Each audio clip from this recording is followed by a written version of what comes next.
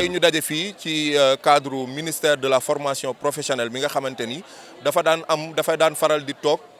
nit ñi di ko fekk si ci ministère bi di ko laaj naka la ñuy def ba am formation wala naka la ñuy def ba am liggéey tey ñoom ñu ni dañoo bëgg a renverser tendance maanaam dañoo bëgg a soppi ni ñuy doxalee dañoo bëgg a dem vers la population bi ñu ko waxee waxtaan ci ak madame le maire Khadija Mayakor Diouf ci la ni leen moom Golf Sud mën na tey recevoir maanaam mën na dalal li nga xamante ni mooy ministère de la formation professionnelle wax dëgg yàlla bi ministère bi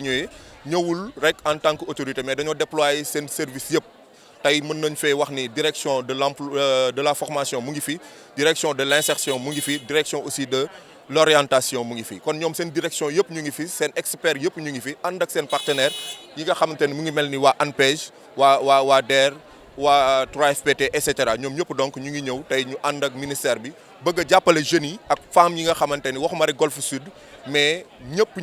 yi nga xamante ni jeunes Sénégal mais aussi femmes mu Sénégal yëpp tey pour que ñu ñëw ñu xool naka lañ leen di wutalee liggéey généralement nit ñi dañuy daw di fëgg collectivité yi di laaj maire yi dañoo bëgg liggéey dañoo bëgg ñu former leen waaye à la base amuñu métier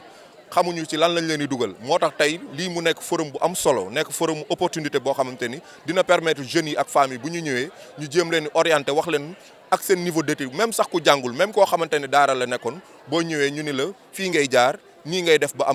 mën a ñu former la ci plomberie ci mécanique ci menuiserie wala bu fekkee da nga am ay diplôme ñu ni la ci lii lañ lay former jëm ci formation professionnelle su ko defee tamit wax la fan nga mën a jaar ba nga mën a am liggéey du yem nag ci lii bu ñu noppee nag ci lii dinañ def li nga xam te ne moom mooy suivi bi mooy bu ñuy dugg si ci forum bi di nga gis ni am na ay jeunes yoo xam dañ leen déployer pour que ñu jël enregistrer seen tur yi jël seen sant wax fu ñu dëkk seen âge ak lan la ñu wut si loolu nag bu ñu paree dañ koy capitaliser bu ko defee nga xam te ni maanaam suivi bi mën a yomb jeunes yooyu bu ñu paree formation yi ñu leen wutal ñu mën leen a topp ba ñu mën a am liggéey incha allah liggéey bi nag yombul woon waaye yàlla dogal na ñu nag collaboration bi ñu am ak waa ministère te liggéey bi madame le maire Khadija Mayakor jiital ci madame Fatou Kiné Diop madame le maire donc moom mu nekk moo taxaw ci taxawaay bu am solo déployer toutes les équipes donc de la mairie ñu accompagné par le ministère en collaboration ñu liggéey bu mucc ayib ci cadre